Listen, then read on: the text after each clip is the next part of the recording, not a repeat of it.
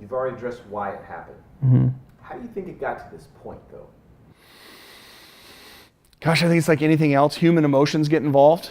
I think that perhaps they feel like they really did a lot of nice things for Prime, and in many ways they did. We did a lot of nice things for one another. We worked hard. And I think, I mentioned the success of Prime here a minute ago.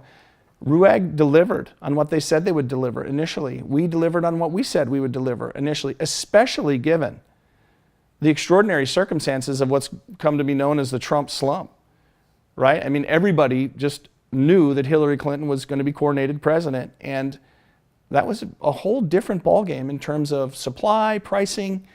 We all understand this. This is an elementary fact at this point. And the fact that Prime did not crater and in fact actually flourished after that event of President Trump being elected was remarkable. And I certainly don't take credit for it. There's a lot of things that just people came out of the woodwork to help us.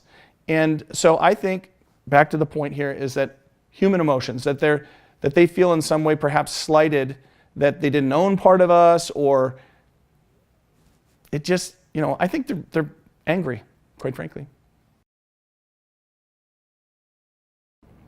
Looking back at the business relationship, if you could do it all again, would you? What would you change?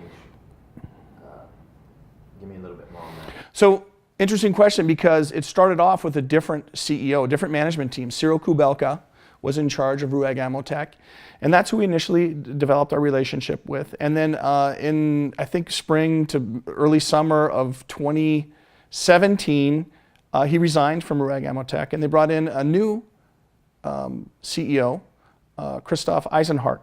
Both good guys, got along great with both of them, enjoyed their company personally, and believed in them from a business perspective. And I don't think a lot really changed when they changed management. But to answer your question, I wouldn't do anything differently at this point. I sat with Christoph and their head of business development at the time at dinner at SHOT Show, right before SHOT Show in 2018. And I trusted him. We shook hands. He said, "You have a deal." We had a very nice long dinner. It lasted a lot longer than we thought it was going to. And they said, "We have a deal." And then we proceeded to put that deal in writing, and we started to operate under it. And I can't think of anything I would do differently. I trusted them.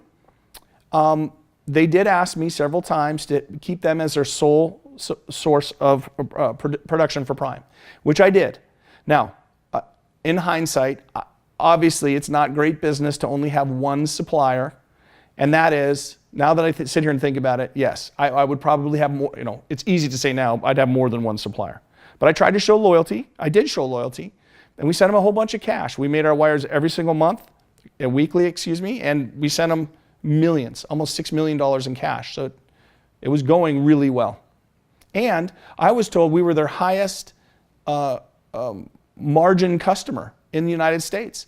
Because of our model, we sell direct, and we were able to pay a little bit more than everybody else was for these products. So they were making out really well in terms of their factory margins.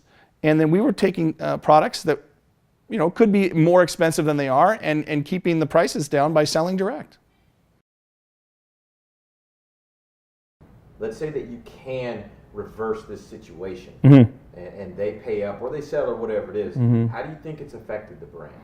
Well, it's really hurt the brand, obviously. To not serve people who are used to, if they order by 3 o'clock on a weekday, it goes out the same day in good packaging that shows that we care from the pick, pack, and ship perspective. It's been very bad. It's been very, very difficult on the brand. Plus, I've really tried to stay quiet about all this to have a good chance to patch things up with RUAG Amotech. And so not saying much for a long time makes people wonder. So first part of your question, it's really hurt the brand. How it's affected me personally, this is business. Even though I think it's gotten personal on their side, it's not personal on my side. I don't dislike these people. I don't wish any ill will on them. I would like to get back to doing business, and I would keep them as one of several suppliers at this point. The one part that's been hard for me is, as you well know, you did a great interview with Mary Beth Olson for a great magazine. The kids, it's been really, that's the one part for me that has affected me personally, is not being, the kids call, and, these are the kids that we supply, our sponsored shooters, and to not be able to send them product and pay for their travel and get them into the competitions and stuff, that's been pretty hard. That has bothered me. Along with the lady shooters too. Obviously they're adults and they can handle it a little better, but the kids don't understand what's going on. They just know they're not getting product from us now.